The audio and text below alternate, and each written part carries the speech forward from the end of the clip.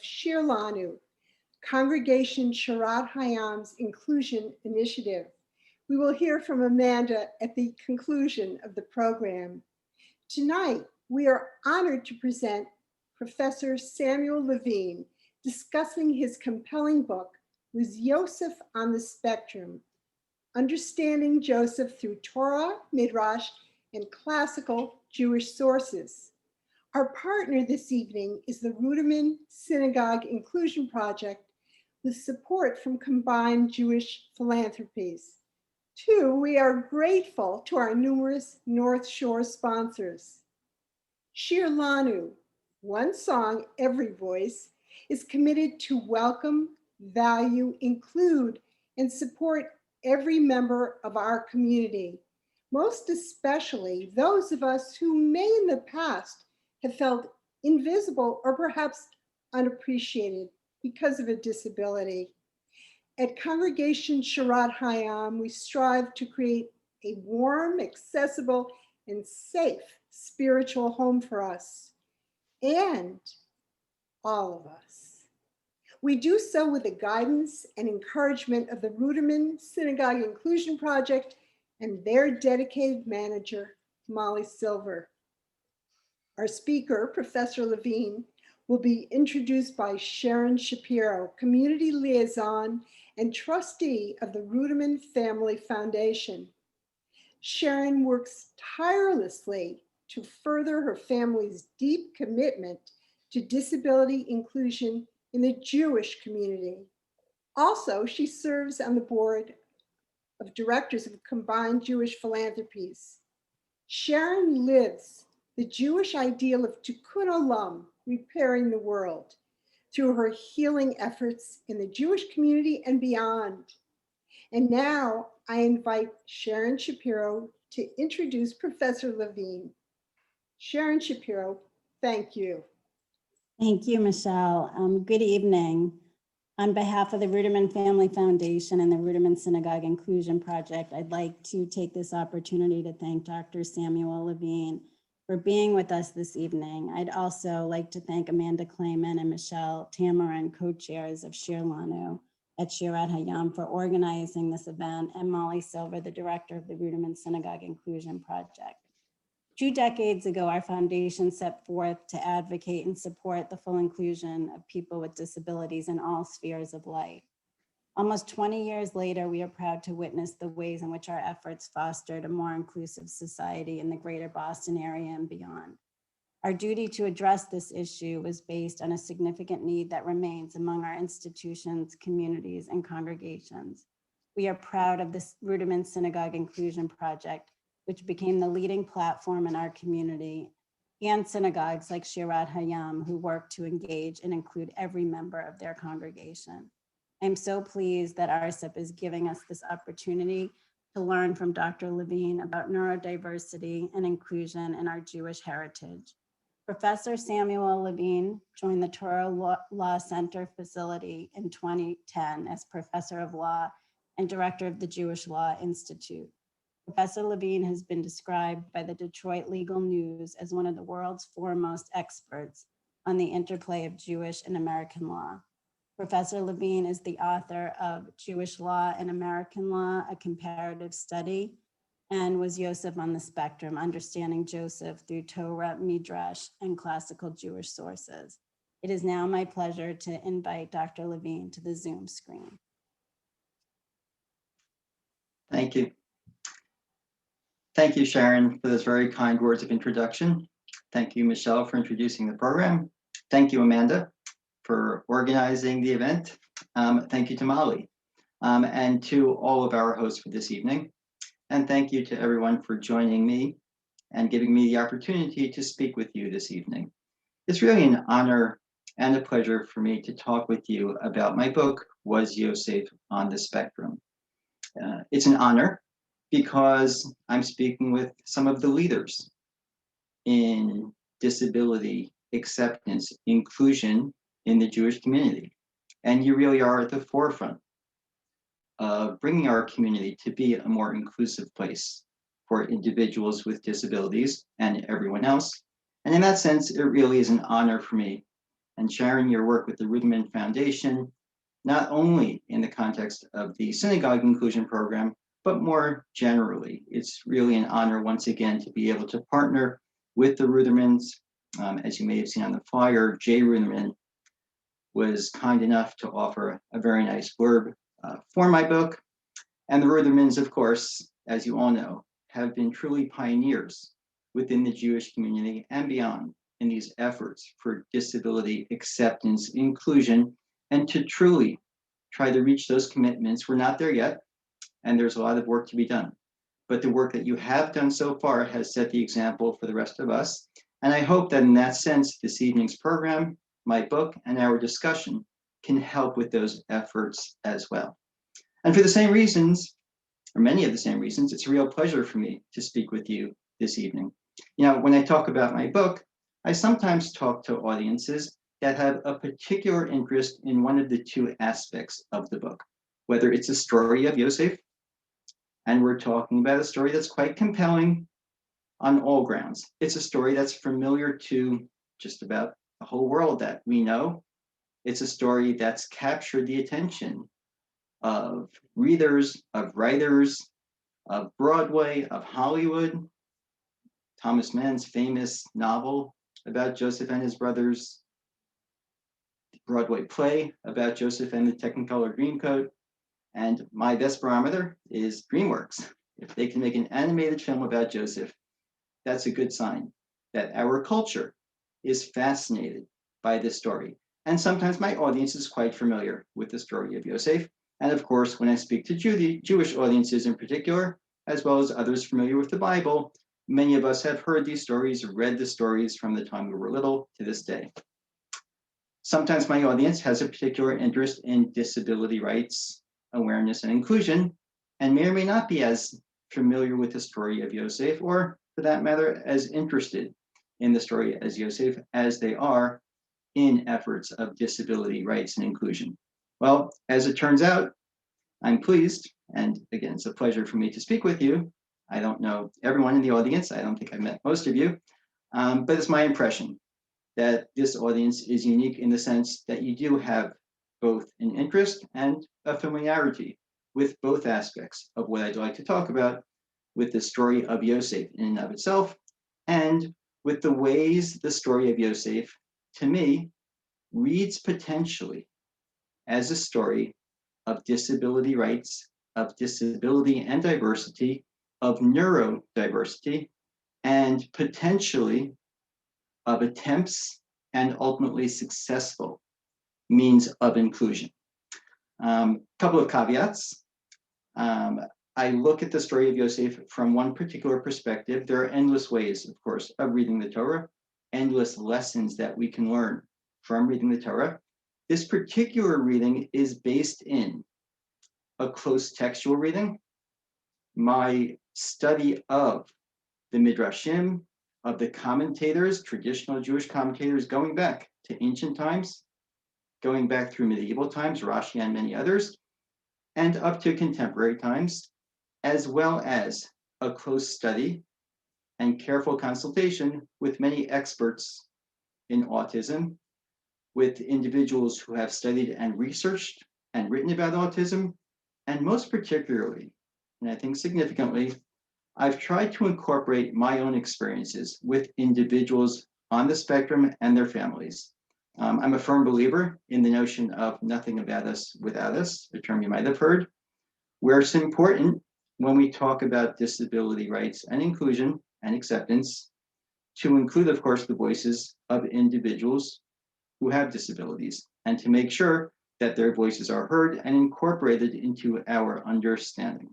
So with that, and one more caveat I should mention, I'm going to explore, and my book in great detail explores, the possibility, plausibility of reading the Yosef story as consistent with that of an individual on the autism spectrum, the portrait that emerges from the biblical text, from the Midrashim, from the commentators, resembles, is consistent, emerges similar to an individual on the autism spectrum.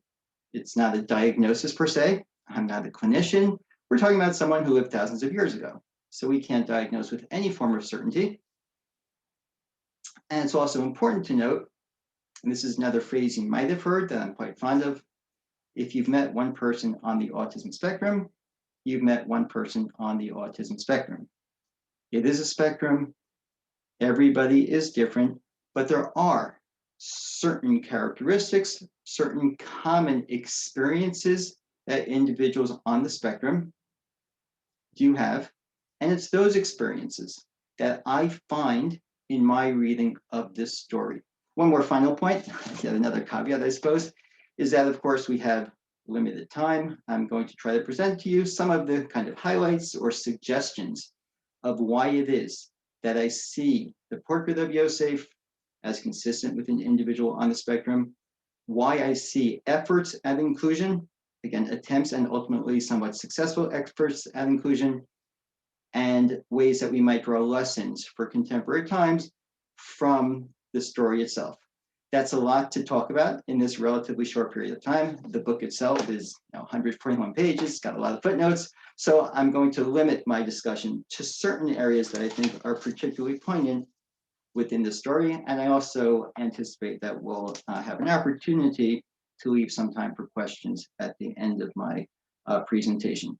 So I'm going to try not to read too much from the book itself. I'd like to speak to you directly, but I do want to read a small section where I describe what I see as aspects of Yosef's behaviors, interactions, experiences that are consistent and somewhat common among, again, some individuals on the autism spectrum. Specifically, he has social challenges punctuated by an inability to read social cues, to understand and anticipate the feelings of reactions of others, and to navigate social settings.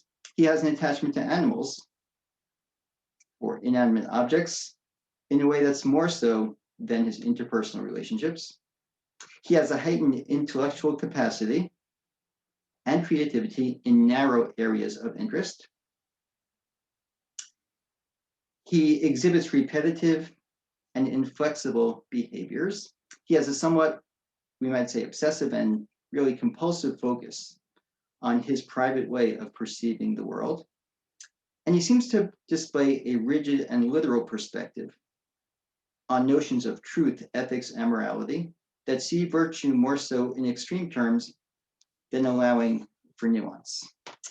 So here are some of the examples of where I see Yosef acting in ways, interacting with others in ways that are, in my view, consistent with the characteristics common among individuals on the autism spectrum. And it really starts from the very beginning of the story. The very first verse in the story, we are told that Yosef, at the age of 17, was a shepherd with his brothers of the flocks. He was a na'ar, translated often as a child, with the sons of Bilhah and with the sons of Zilpah, his father's wives. And Yosef brings bad reports, quote unquote, of them to their father. Now let's look at some of these characteristics that we see in this very first verse of the story. We're told that Yosef is a shepherd. Many commentators note that the language in the text, Ro'eh Techav Batzon, suggests not merely that Yosef was any old shepherd, but Yosef was a leader among his brothers in his skills of working with the flocks, of being a shepherd. And here we see an initial example, in some ways a primary example for some individuals on the spectrum who have that sense of a connection to animals. Perhaps the most famous individual in the world who is identified as being on the autism spectrum, Temple Grandin, you may very well have heard of, has this connection with animals. Again, it's not universal, it's not everyone, but it's not uncommon for individuals on the autism spectrum. We're told, and this is fascinating, he's 17 years old, and he is described as a na'ar, a child. And here Rashi, the Midrash, and many commentators point out that it's somewhat unusual for the Torah to use the term na'ar, which would seem more suitable for a young child. Again, the translation for na'ar is often a lad, a younger child. And for someone who's 17 years old, they seem much older than that. So what is it about Yosef that made him seem perhaps childlike, that would have the text of the Torah describe him as a lad, as a nar? So Rashi famously quotes the Midrash, which suggests that Yosef in some ways tended to his eyes, to his hair. And in Rashi's reading, Yosef engaged in these behaviors in a sense of beautifying himself, so to speak, in a sense to make himself look better. And that's deemed to be somewhat childish, somewhat immature. Now, there are questions we might ask about Rashi. What I did was I looked at the Midrash itself that Rashi draws from, and I found it fascinating that the Midrash, first of all, certain versions of the Midrash don't mention the part about Yosef engaging in these behaviors for the purpose of beautifying himself. And in fact, the Midrash adds a third behavior that Rashi doesn't say. The Midrash talks about Yosef tending to his hair, tending to his eyes, and in a sense, kicking his heels, mitaleba akebo, or lifting his heels. I'd like to suggest, and when I read that Midrash, it struck me that perhaps what the Torah is getting at in describing Yosef as a na'ar is what we often find among individuals on the autism spectrum, that Yosef was engaging in what we sometimes call self-stimulatory activities, stimming, as it's colloquially called, where Yosef, in a sense, to calm himself, to soothe himself, and interestingly, the Midrash uses the term of mitka'eh, that a reflexive, a sort of self-absorbed form of behaviors. That Yosef was perhaps not engaged in these behaviors, not necessarily tending to his eyes or tending to his hair to beautify himself for others, but rather this was perhaps an inward sense, where Yosef was playing with his eyes, sort of twirling his hair. Mitaleba akeba, maybe he was kind of kicking his heels, maybe he was toe walking, literally lifting his heels. Perhaps Yosef's behaviors here that made him seem somewhat childlike, if not immature, was this form of self-stimulatory activity. And that's why we're then told immediately in the verse, in this very early verse in the story, that Yosef is found with his brothers, who are the children of Bilhah and Zilpah. Now, if you recall, and many of the commentators point this out, Bilhah and Zilpah, of course, being the less prominent of Yaakov's wives, the less prominent of Yaakov's brothers. These were not Leah's sons, the leaders among the brothers. Why is Yosef with them? Well, when Yosef was engaged in these self-stimulatory activities, when Yosef was engaged in activities that looked a bit immature to others, that they didn't understand, that they didn't appreciate, well, they began to marginalize him. They began to isolate him. They didn't want to be found with him. So instead, he's found with the less prominent, the less important of his brothers. What happens next? We're told again in the very same verse, Yosef goes ahead and brings, quote unquote, bad reports of them to their father. Now, what are these bad reports that Yosef's bringing to his father? What have his brothers done? So here too, Rashi talks about certain actions that Yosef's brothers were engaged in, really pretty improper forms of activities, and Yosef has to go report on them to his brothers. So it's interesting, commentators on Rashi pose the question, were Yosef's brothers really doing such awful things? And some suggest that in fact, Yosef's brothers were engaged in activities that technically were okay, that technically didn't violate whatever laws they're said to have violated. But to Yosef, and the language that's used in some of the commentators, is because he was so pure. It seemed to him that what they were doing was wrong. Now, to me, in contemporary terms and with our understandings of the autism spectrum, where there's this notion, as it's sometimes called, to see reality, to see morality in sense of black and white versus the nuance.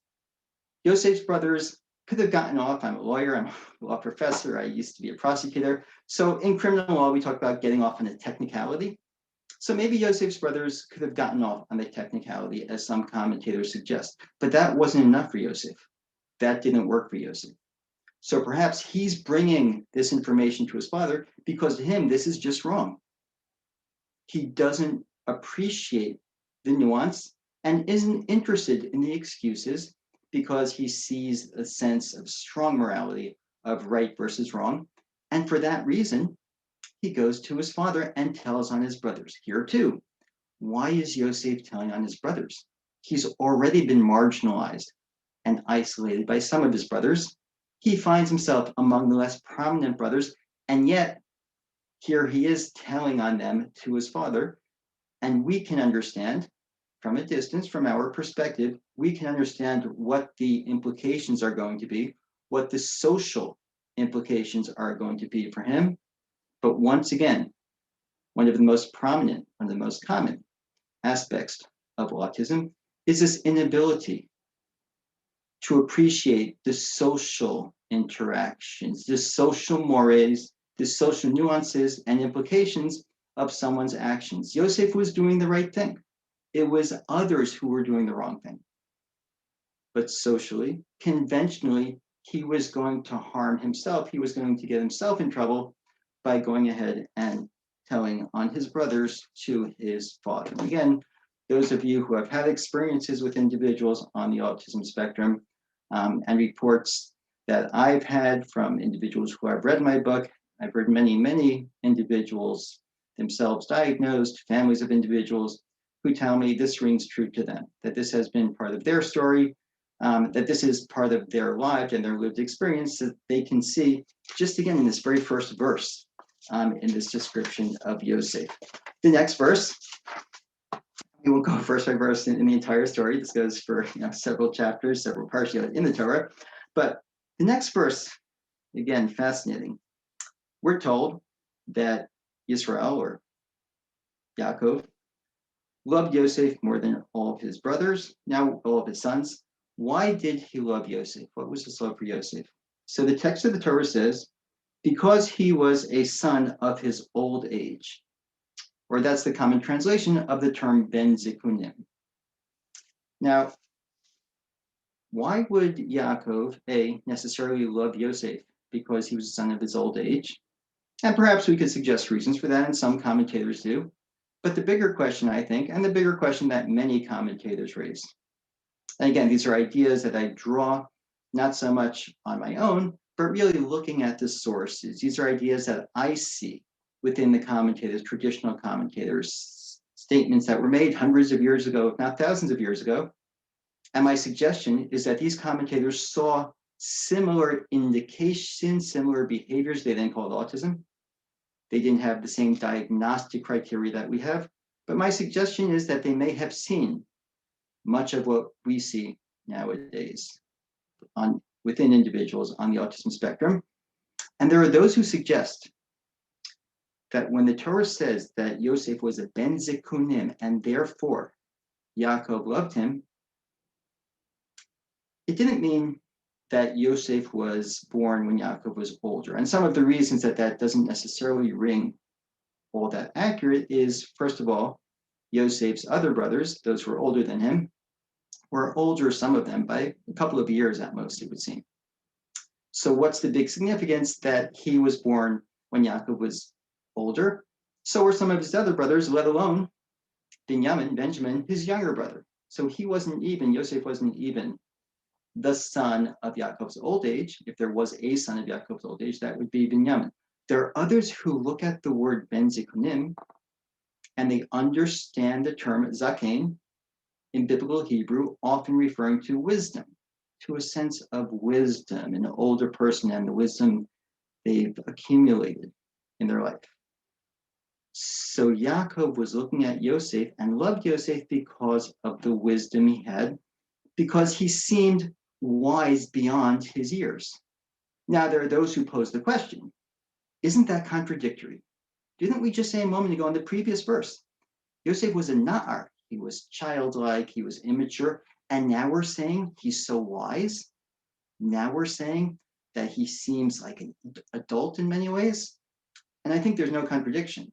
And I think the reason there's no contradiction is if we look at, again, characteristics common among individuals on the autism spectrum, we have to distinguish between behaviors, and the previous verse specifically said that Yosef was a na'ar with his brothers. His behaviors to his peers seemed immature, seemed to them somewhat off-putting, if not annoying.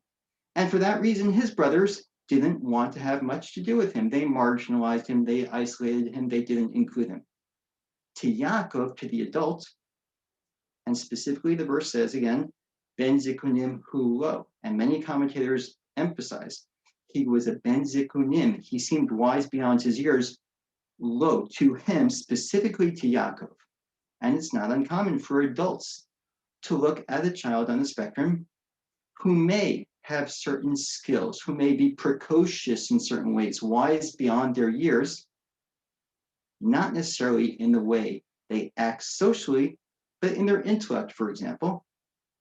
And it's not uncommon for adults to be able to accommodate for their behaviors, to discount some of those otherwise off-putting behaviors where their peers may isolate a child, may marginalize a child, may ostracize a child. Well, sometimes adults will say, well, that's okay, I can handle those behaviors, but just look how wonderful this child can be. Look at the skills they have. Look at the honesty they have. Look at the goodness in them. And I think that may be what's going on here. And that may be the reason, or one of the reasons, that Yaakov loved Yosef so much. So what does Yaakov try to do? Well, he observes that Yosef is isolated from his brothers, and he recognizes the value and the need for inclusion. Unfortunately, his attempts at inclusion do not go well. So why not? Well, what does he do? As the verse says, because he loves Yosef, he gives him the famous Ketonet Pasim. He gives him the coat. The play that I mentioned before talks about it as the multicolored dream coat. There are some commentators who do suggest that it was multicolored. It's not all that clear what it was about this coat that was special, but by nearly all accounts, it was an indication of some form of demonstrating to Yosef's brothers that this child is special, that this child has something to him that Yaakov would like them to appreciate. Unfortunately, however, and here too, I think we can learn lessons about inclusion and the importance of inclusion, but also the importance of making sure our efforts at inclusion are done thoughtfully, done in a way that has a potential for success. Just giving Yosef something special, just giving Yosef's quote unquote special treatment turns out to backfire, because not surprisingly, his brothers who are already upset with Yosef, who are already annoyed by him, who already don't want to include him with the rest of them, who are nonplussed, to say the least, by the fact that he's going to tell his father about the things he's done, well, they end up hating him as a result of what his father's done, and they cannot speak to him in peaceably. Again, the language in the verse. Now, interesting here as well, the Midrash poses the question as to what this verse means when it says that Yosef's brothers could not speak to him peaceably. So there's an interesting description in the Midrash that when Yosef approached his brothers, they pretended he wasn't there. They ignored him. And to me, that's a particularly painful form of exclusion. Not merely, and it's bad enough, the forms of bullying, the forms of ostracization that we see, but to ignore Yosef, to act like he's not there. That was a particularly painful way, it seems to me, to pretend they didn't hear him. And in some ways it was an inside joke, because perhaps Yosef wasn't understanding what they were doing either, because of his inability to understand the social cues, because of his inability to read nonverbal language common among individuals on the autism spectrum. And therefore, it was a particularly pernicious means of exclusion. And I, again, find that fascinating that the Midrash would suggest that that was the means that they used to exclude Yosef, to ignore him. Then come the dreams. So we're all familiar with Yosef's dreams. He has this first dream, and he tells his brothers, and they hate him more. Not surprisingly, he then says to them, listen, please, to the dream I dreamt. Behold, we were binding bundles in the field, and behold, my bundle rose up and stood, and behold, your bundles gathered round and bowed to my bundles. And his brothers said, what? Will you be king over us? Will you rule over us? And they hated him more because of his dreams and because of his words. So Yosef has these dreams. Yosef has these ambitions. Yosef has these goals for his life. And he can't help telling his brothers what he sees. And it turns out what he sees will be borne out. Yosef's right. But we all know, and we know the rest of the story. But even at this point, we all know that Yosef should not be describing this dream to his brothers. He should not have this enthusiasm. Behold, 3 times in the pasuk, hine, hine, hine. The commentators emphasize the enthusiasm he has. He has to share this information. There's something of interest to him. And again, one of the common characteristics I've mentioned at the outset of wanting to share his area of interest, wanting to share this information he has with others, and not understanding, not reading the social cues that they don't want to hear it. And they respond, not surprisingly, interestingly though, they respond with a rhetorical question. They say, will you be king over us? Will you rule over us? And they hated him because of his dreams and because his words, both because he has these dreams in the first place, which once again they find off-putting, and also, of course, because he had to tell them. The nature of the dreams, which anyone can see, indicates that in some ways he's going to succeed, and perhaps succeed more than the rest of them. Now, of course, as we know with the rest of the story, once again, Yosef is right. Yosef's telling the truth. But even when someone is right, even when someone knows the truth, there are ways of communicating that to others. And Yosef didn't get that part of the interactions with his brothers. Then he has another dream, and he goes back to his brothers. And this is one of the most puzzling aspects of the story. One of the most puzzling to me, one of the most puzzling areas of Yosef's behaviors. Why is he going back to his brothers? And you know, we all know the story, and we all know what's going to happen. And I think at some point, if you've heard the story enough times, it doesn't register as significantly that he goes back to his brothers. But imagine we're watching the story as a movie, and we don't know the rest of the story. And Yosef tells the first dream to his brothers. He's unpopular for all the reasons I've mentioned. And they say, we don't want to hear it. Imagine you're watching the screen and you see him approaching again. It's like, Yosef, no, don't. Right? So when you're watching a movie and you're trying to tell the character, don't go ahead and do it. So why does he go ahead and do it? So I'd like to suggest here too, that common or similar to common characteristics for individuals on the autism spectrum. A, Yosef doesn't quite see the social cues, doesn't quite see the consequences of his actions, doesn't quite see the impact they're going to have on others.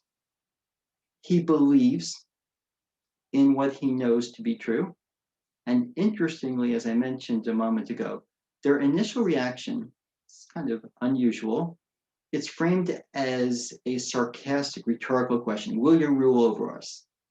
I'd like to speculate here, but as I mentioned, it's not uncommon for individuals on the spectrum to have difficulty in reading what we call nonverbal language, not to understand sarcasm. So perhaps Yosef didn't understand what they were saying in the first place. Maybe Yosef told the dream that depicts him as ruling over them, and maybe he thought their response was, yeah, Lanu, you're gonna rule over us. Not as a question, but maybe as a statement. So maybe he thought, okay, here, I've got another dream. In any event, he tells him the second dream. Commentators suggest, and the language they use is fascinating here as well. Some commentators suggest that Yosef was so pure in his thoughts that he didn't realize that telling his brothers his dreams would make them hate him to an even greater degree. Other commentators in a sense, find fault with Yosef. They almost criticize Yosef for telling his brothers his dreams or not being aware. And here too, I think these are, in a sense, two sides of the same coin when it comes to the reality of autism, where some individuals on the spectrum are so well-meaning and so honest and so truthful in their commitment to what's right, that Yosef felt he had to share with them this important information. And he was so pure. He didn't realize that if he tells them this information, they're going to take it out on him. And here too, I've had many individuals on the spectrum who have told me that this was part of their experience growing up. Whether it was a matter of saying things to their friends and being brutally honest with their friends and not understanding the impact it might have on their interpersonal relationships, or whether it was going to the teacher and telling the teacher that there's something wrong, that someone's doing something that's not fair, that's unjust, and having this commitment to justice, but to their own self-detriment. So I think that's a lot of what's going on in this part of the story. Now, one more episode with Yosef and his brothers, and now bringing Yaakov back into the picture, that I think perhaps exemplifies at once both Yaakov's attempts to include Yosef, but also, unfortunately, tragically, Yaakov's unsuccessful attempt that I think we might learn from as well. So, just a few verses later, we're told that Yaakov tells to Yosef, "Your brothers are shepherding in Shechem. Go, I will send you there."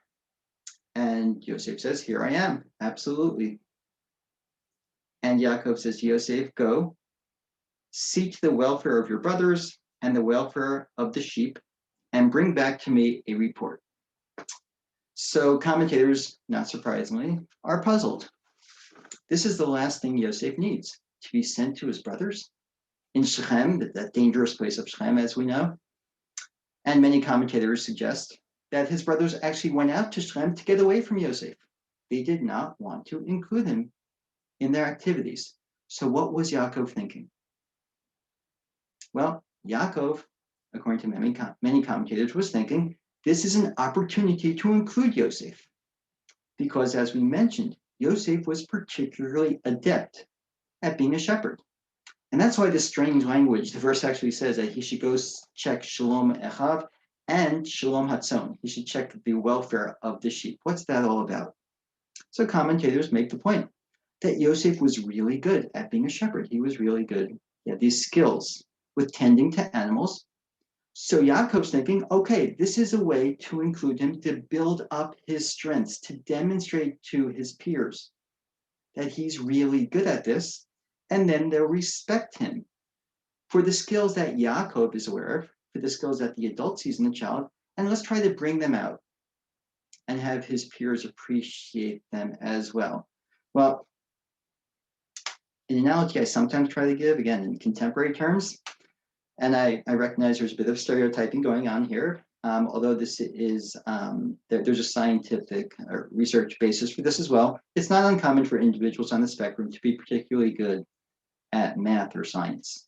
So let's say you have a child who's on the spectrum. Let's posit like Yosef, he's isolated, he's not included, and he or she is really good at math. Again, I think it's more common in boys. There's different ways that autism presents itself, typically in boys and girls. So let's say there's a boy who's very good at math, and let's say there's someone else in the class who's not so good at math.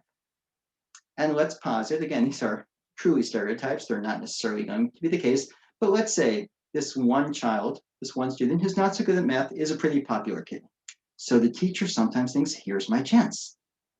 I've got a popular kid who's not so good at math. I've got a child on the spectrum who I want to include, whose skills I want to demonstrate to the popular kids, who is good at math. So I'll send the two of you out, okay? And I'd like you to help him, okay? And work it out. And we all know what's coming. We all know that this does not end well. Well, Yaakov was thinking, here's our chance. We'll include you, Yosef, and Yosef goes willingly, happily. Sure. And he goes to his brothers, and that's the last thing the brothers want. And in fact, they say, oh no, here comes the dreamer. Using that same coded language among them. Here's the dreamer, the person we were trying to get away from. And the last thing they want is for him to check up on them, to see how well they're doing in their shepherding, and to bring those reports back to their father. Well, again, if hindsight is 20/20, it's easy for us to say, but tragically, this attempt at inclusion, as well-meaning as it is, and Yaakov, who we're told loves Yosef, and he can see the isolation, he can see the social problems that Yosef's having. He's trying to bring him back with his brothers, but ultimately that well-meaning attempt, of course, fails. Yosef, as we know, ends up being sold by his brothers into slavery, goes down to Egypt. And I want to mention one more episode in the story, somewhat ironically, as yet another example of inclusion. And it turns out, somewhat ironically, not a well-meaning example or attempt at inclusion, but it turns out probably successful, much more successful means of inclusion. And this part of the story, fast forward, Yosef, as you may recall, has some very unsettling episodes in Egypt. Here too, in my reading, much of the story, in fact, I go through really episode by episode, and it's far too much for us to talk about in detail now. But my reading of the encounter, the catastrophic encounter with Eshes Potiphar, also very much draws upon common experiences and characteristics for individuals on the spectrum, pursuant to which Yosef is falsely accused. This notion of blame the victim and not having the wherewithal to defend himself, where he didn't do anything wrong. It's someone else who bullied him. It's someone else who took advantage of him, and he's the one who's blamed. Well, he winds up, as you may recall, as a result in prison, and he's able to interpret, because this is one of the great skills he does have, he's able to interpret the dreams, as you recall, of the Sar HaMashkim, the Sar HaOfim, of the butler and the baker. They are, well, the butler is then released, the Sar HaMashkim is released, doesn't tell Paro immediately about Yosef, and then Paro has his dreams. Now, Paro is thrown by these dreams he's had. He calls all of the wise men, all of the sorcerers, everyone in his court, and no one can interpret his dream for him. So now the butler recalls Yosef. In my reading, and I encourage you to take a look, I'm curious about your thoughts of this. When Yosef interpreted the butler's dreams, the Sar HaMashkim dreams, he interpreted them perfectly. He interpreted them precisely, in that Yosef, in that the butler would now be recalled. In 3 days, he's going to be recalled to his, retrieved to his stature as the butler for Paro, and he asks the Sar HaMashkim to remember him. But he doesn't just ask, he requests. And again, I'll leave it at that for now. But in my reading, Yosef, once again, in his interactions with the Sar HaMashkim, although he is brilliant, although he is correct, although he can see what other people can't see, he communicates that message to the Sar HaMashkim in a way that makes the butler reluctant and resistant to telling Paro about this brilliant individual, this very skilled individual, who would be of great use to Paro, you would imagine. Well, when there's no one else to interpret Paro's dreams, it becomes clear as day to the Sar HaMashkim. He has no choice. And he approaches Paro, and in a fascinating way, he tells Paro that when he was imprisoned, there was with him a Na'ar, same word, Na'ar, Eved Ivri. The commentators ask, is that the best way you can recommend someone for a job? These are pejorative terms, and all of the commentators note, the Midrashim note, the use of the term Na'ar here has a similar connotation of being immature in some ways. In Eved, he's a slave, he's an Ivri, a Hebrew, which of course was a despised characteristic to the Egyptians at the time. in my reading and my suggestion is that the Sar HaMashkim was equivocating. He was concerned because he recognized that Yosef had these brilliant skills, had these abilities, but he had seen Yosef interact with him and indeed with the Sar HaOkim as well, with the baker as well. When he interpreted their dreams, he interpreted the dreams in a way that was brilliant, but in a way that reflected social deficits and an inability to read social cues properly. And the Sar HaMashkim is worried. On the one hand, I want to recommend this individual to Paro because I'll get some of the credit. If I can bring to Paro, I've got the person for you, right? You can make a job recommendation. Well, it reflects well on me. If I can find someone that's going to do the job for you that you're looking for someone to do. On the other hand, how will it reflect on the Sar HaMashkim, on the butler, if Yosef displays some of these same characteristics in his interpersonal relationships, in his social interactions with Paro? And here it's fascinating. You may recall the Midrash asked the question as to why it was that the butler and the baker were imprisoned in the first place. And the very famous Midrashim, there are different versions, but they suggest very minor, I think we can say, not just relatively minor, but truly minor errors in their discretion or their decorum with the king. And the butler allowed a fly in the wine, the baker allowed some pebbles or such, some rocks in the breads, and that was enough to land them in prison and ultimately to have the baker executed. So the butler is thinking, what happens if Yosef says the wrong thing? I've seen this. I recognize the brilliance. I recognize the skills. I recognize the potential, particularly in this one area of interpreting dreams. But I'm concerned that if he says the wrong thing to Paro, it's going to reflect poorly on me. And I just escaped the execution that I saw was the fate of the baker. I don't want the same thing happen to me. I finally got out of prison. I'm finally back on my pedestal as the butler to the king. So Yosef is brought to Paro, and here there's a fascinating interaction between Yosef and Paro. Because, and here the text is significant, again, I won't read verse by verse, but Paro starts off the conversation by saying to Yosef, so I hear you're really good at interpreting dreams. And Yosef's response, and here the Hebrew is significant, it starts off by saying, Vayomer Paro. Vayomer, if you're familiar with biblical Hebrew, indicates a kind of neutral, kind of harmless, and in this case, really small talk. So Yosef, it's great to meet you. So I hear you're looking for a job, and I hear you're really good at interpreting dreams. And then the pasuk says, the verse says, Vaya'an Yosef, he answers. Vaya'an responds, but really answers, almost corrects Paro. He says, not me, God will answer your dreams.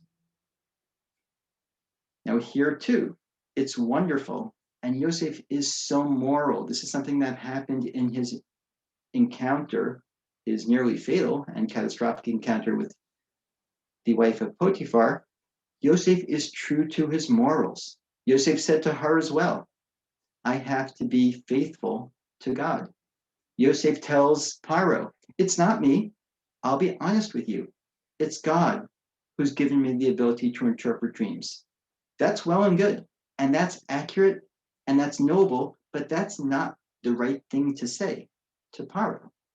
That's not the right response when Paro says, so I hear you're really good at dreams. No, you're wrong. I'm actually not so good at it, but God's going to answer your dreams. So here too, we see Yosef, to his potential detriment, saying the wrong thing, saying something that's completely true, that's noble, that's admirable, but potentially going to cause him harm in the future. Well, here's where Paro, and this to me is quite fascinating in a lesson in inclusion. Paro, rather than responding in kind, and let's think of who Paro is. Paro was not a nice person by all accounts. I have no reason to think he was looking out for the good of Yosef by any means. Paro was the king of Egypt, whether it was the same Paro who later enslaved the nation, or probably not the exact same Paro, we can kind of assume from everything we know about him historically, from everything we see in the story, from the fact that he, again, according to Midrash, placed his trusted advisors in prison because of these minor indiscretions, and had the baker executed, again, for some pebbles in his bread. Well, he doesn't flinch. His response to Yosef is, you know what? And the next line is Vayidaber. Here, Paro is getting a bit maybe upset with Yosef, or at least not on the same terms of small talk, of how are you doing? Now he goes straight into his dream. And he says to Yosef, okay, I get it. You just want to hear about the dreams. And he tells Yosef his dreams. Yosef's response, he tells Paro what he doesn't want to hear. He tells him, I've got some news for you. There's going to be a famine. Now, commentators ask the question, why is it that no one else could figure this out? And again, it's easy for us in hindsight. It's easy for us from a distance. We know the end of the story. We could guess that if fat cows are being eaten by skinny cows, then the ears of corn or grain or wheat, we can see that this is some indication, and perhaps someone among Pharaoh's wise men or his magicians, whoever they were, couldn't someone have figured out that that was what the dream was foretelling? So why did Yosef see it differently from the way they saw it? So interestingly, there are commentators who suggest, if we look at the text, that the other interpreters did not have an interpretation for Pharaoh, the language of the text. And the reason is that they didn't want to give Paro the bad news. They're called in, and the boss calls in the employee, says, so how do you think we're going to do this quarter? No one wants to be the one who says, I've got some bad news for you. You never know how the boss is going to react. And they were all too nervous to tell the truth. They may have seen it. They may have known what this dream meant. Maybe they had at least a feeling. But Yosef didn't have that sense of a filter. Yosef didn't have that sense of social discretion. Yosef once again tells it like it is. How does Paro react? He says, you're my man.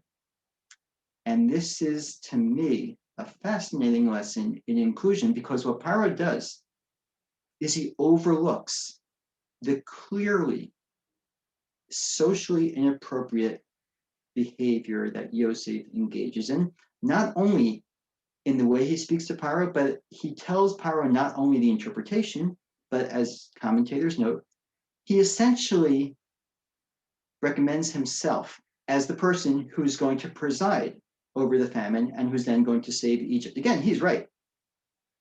And his prediction comes to fruition. But it's a bit much for this slave, for this Ivri, who's just been retrieved from prison for the crime that he's allegedly committed, wrongfully accused, against the wife of one of Paro's trusted advisors. It's a bit much for him now to recommend himself for this job, but you know what? Paro doesn't mind.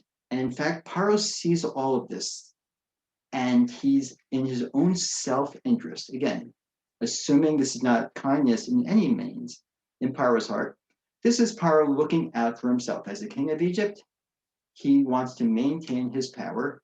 He sees in Yosef the person who can help him keep his power, who can get him through the famine. So what he does, fascinating, he says to everyone, have you, he says to his court, have we seen someone like this who has the Spirit of God in him? So here too, I started to wonder, would it make sense for Paro, if he's trying to ingratiate Yosef with the rest of the Egyptians, should he remind them of Yosef's commitment to the Hebrew God? So I'd like to suggest that Paro had a different method of inclusion, had a method of not hiding differences, but recognizing, acknowledging differences. Yosef was different, and he wasn't going to deny that. And the people around him did not deny that. I don't know if you've seen the cover of my book, if you can see this backwards or not, if you've seen it in the flyer. I found that etching, 19th century etching, and you can just see the skepticism. I think it's particularly well done. You can just see the skepticism that Paro has when he's listening, and that all of Paro's court has when they're listening to this person who's, and in this drawing, he's dressed, somewhat, I guess, like someone who's just been brought out of prison, who has new clothes on him, and he's trying to tell Paro what's going to happen, and they're all wondering. He seems to know what he's talking about, but the way he's communicating does not seem right. They all see that there's something different about Yosef, and Paro says, you know what, he is different. We're going to recognize his difference. We're not going to deny his difference, but we are going to accommodate his differences and allow him to succeed in his areas of strength. And I want to leave time for questions, so I'll just close with this. But it seems fascinating to me that when Paro then does, this is in the text, Paro provides Yosef with what I see as the structures and parallel to the supports that are often necessary to allow someone, whether it's an individual on the autism spectrum or more broadly, when we talk about inclusion of individuals with disabilities, to provide the appropriate structures and supports and accommodations such that the individual has the ability, has the possibility to reach their potential. And just to emphasize, not everyone with a disability is a Yosef, and none of us are Yosef. There are very few Yosefs, obviously, in history. Not everyone on the spectrum is a Temple Grandin, but everyone has a potential to reach individuals on the spectrum, individuals with disabilities, and this is part of our commitment as a community. So what Paro does is he provides Yosef with new clothes. He provides him with a new name, kind of a different persona. He provides him with a wife who's from royalty, who can deal with the social challenges that Yosef's going to encounter. Now he's going to be a leader among the people. He's going to be in a high political position. Well, he needs to be able to navigate the social settings that have been so challenging to him. So Paro provides the supports, the accommodations that Yosef needs. And with that, Yosef does have the opportunity, does have the setting where he can reach his great potential, where he can save Egypt and the surrounding lands. And there's a lot more to the story. We've only gotten about halfway through. But again, as I try to demonstrate throughout the rest of the book, as the story continues, as Joseph's brothers then come down to Egypt, and there's the episodes, again, fascinating interactions between him and them. Ultimately, I see the story as a story of disability, as a story of exclusion, and ultimately as a potential for inclusion.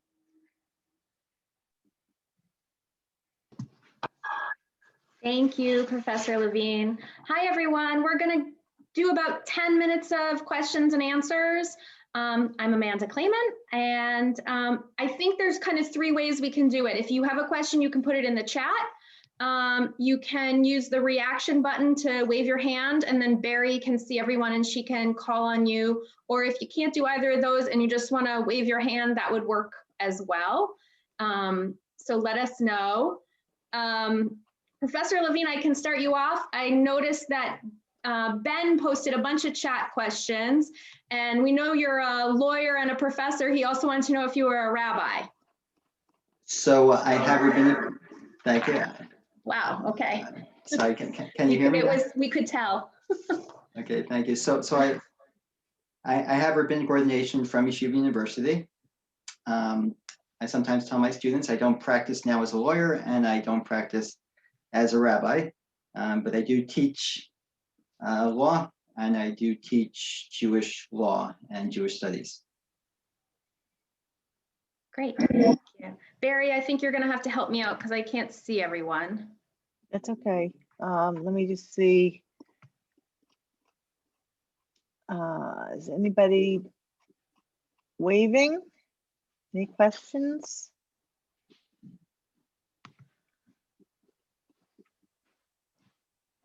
I don't see anybody quite now. I'm not sure what Stuart Root is asking. High Holiday Online Zoom, Purim on Zoom. I'm not really sure what that question is. Anybody else? I think I had a question that was emailed to me. I'm not sure. Somebody had asked, how has our understanding of the spectrum changed in the last 20 years? That's a great question, and I'm not sure who asked it. I don't see that in front of me, but I'm very glad you asked that. I think it was Sharon who mentioned the term neurodiversity, and it's a term, for those of you who are not familiar with it, that has a lot of meanings, a lot of potential meanings. And I should mention, I would like to mention that autism in general is understood in many different ways. You know, I use the phrase, if you've met one person on the spectrum, you've met one person on the spectrum. There's a lot more to that. And I've been using throughout this discussion and in the book, I use the term on the spectrum. I use the term someone with autism. I use the terms someone who has autism spectrum disorder. There are those who are concerned and those themselves who identify as autistic, who identify not as having autism, who see that as in some ways diminishing what they see as a part of them. And as a matter of pride, you use the term autistic, or even as a noun, autistics. So these are complicated and meaningful conversations to have. The term neurodiversity indicating that people's brains are different. And what was seen as a disability, and I think it's fair to say, in one way or another, socially, individuals on the autism spectrum do have social challenges. So in that sense, do have a disorder of sorts. I think there are those who argue, and the term neurodiversity exemplifies the idea that we're all different, that there are different forms of diversity that we try to promote. And we have seen for many years efforts, and rightly so, in diversity, racial diversity, gender diversity, ethnicity, well, neurodiversity, in the sense that we should make sure to include individuals whose brains think differently from the majority of the population, whose brains think in divergent ways, the term neurodiversity in that sense. And I think this is all very new. I think, you asked 20 years ago,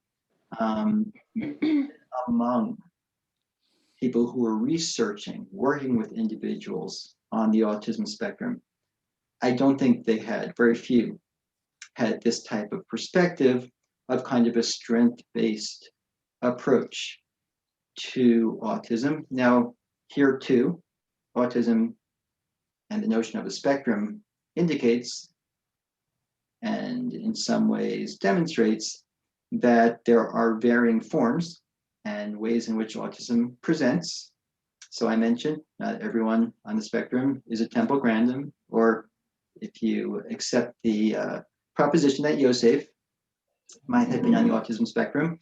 So we can't speak for everyone as a generality, but we do recognize, and I think society has, once again, there's a long way to go, but I think society has come pretty far if we look back at 20 years ago, and the notions that we had, the impressions that we had, the assumptions that we had about autism. Thank you. I see one, maybe just given the time we have, I see one more question in the chat, Barry, that I'll ask. Yep. So Patricia Suzanne said, did Joseph grow out of his autism? Or I don't know if that would be the word you would use. She put it in quotes. By the time he reunited with his brothers, he seemed more mature.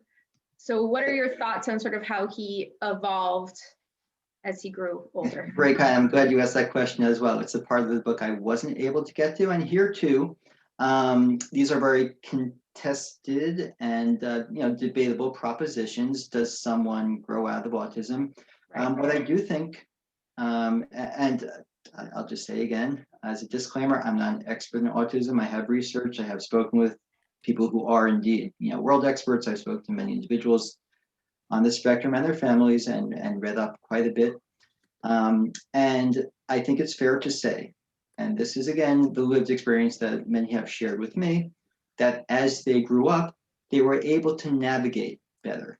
Not in the sense that they necessarily, and I appreciate, quote unquote, growing out, not necessarily that they grew out of the autism per se, to the extent that autism is understood to be a neurological condition, neurological reality that someone lives with. The person does not necessarily grow out of it, they're not, so quote unquote, cured by it. And again, many individuals on the spectrum, many communities, the autism community, often finds that notion altogether to be somewhat offensive, the idea that they'd be cured of autism. But I do think you find that as individuals mature, as they become more aware, and as they're provided with the appropriate supports and structures, that they can navigate those conditions and those situations better. And that's where I see, and I suggest that that's actually what we do find, I'm glad you anticipated that, in Yosef as well, where with the supports of Paro, he is able to succeed, he is able to thrive. And throughout the story, and I'll just close with this point, in my reading, when he does, as you may recall, eventually reveal himself to his brothers, he's no longer the Tzapnas Paneach, he's no longer the viceroy, this mysterious individual, this persona he's taken on.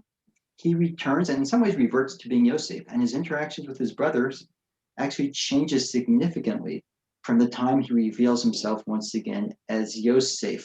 So it's still there.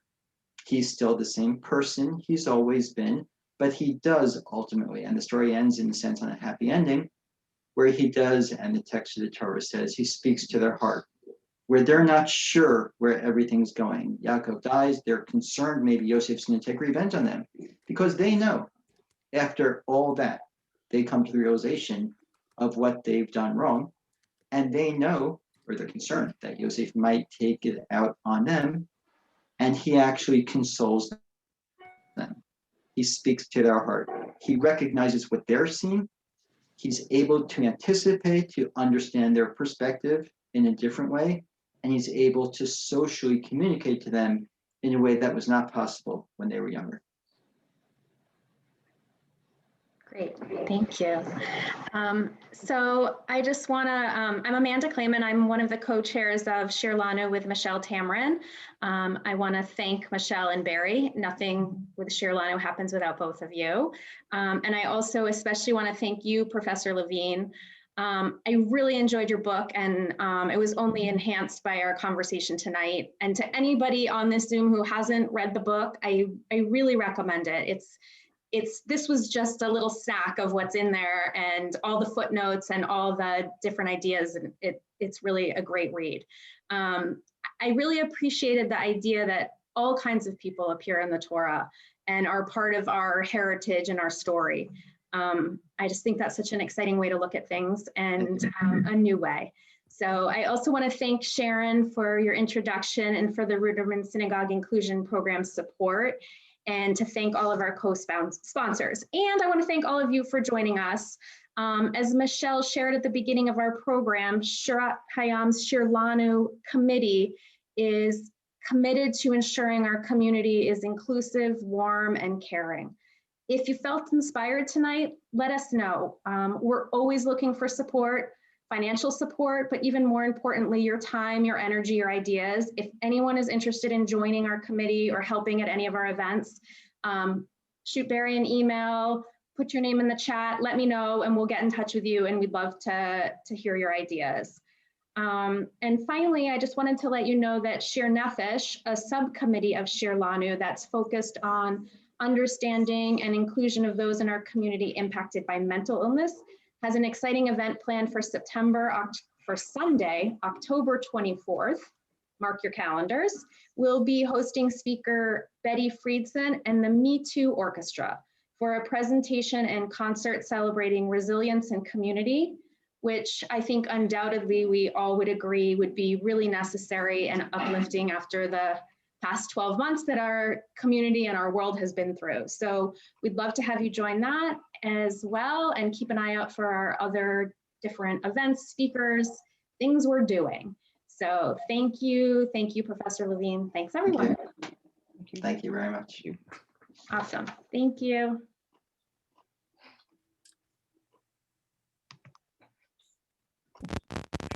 Professor Levine, you still there? Me here. Thank you. I want to share a quick story. I do psychoed counseling with a young man with autism, and I used your book as a jumping off point. He was diagnosed at the age of 28. Wow. So it's really, and he went to yeshiva, so it's really helping him understand himself. So thanks for writing it. Thank you. And I'm hearing a lot of stories from individuals who were diagnosed at the ages of 20s or older. You know, I'm hearing stories from people in their 50s who, and some of whom, you know, really thrived in their studies. One particular individual who went to Harvard Law School, and she worked at Cravath, Swaine & Moore, you know, prominent law firm. And she thought that the reason she wasn't thriving at work had to do with the fact that she was a woman, which I'm sure, you know, wasn't helpful at the time she was practicing. But afterwards, it occurred to her that she hadn't been diagnosed. And, you know, one of the points I sometimes talk about, when you get a chance to talk about it this evening, was this idea that when it comes to inclusion, to emphasize the strengths and the accommodations. And when it comes to employment, that's one of the challenges. We often talk about children on the spectrum. When it comes to employment, it's often the case that individuals, if they do have these skills, as Yosef did, it's not so much getting the job or doing well in school. It's once they're at work, not being able to read the social cues there. And her story was that looking back, she thinks that's what really happened to her, that she didn't understand how to navigate the office politics. Yeah, absolutely.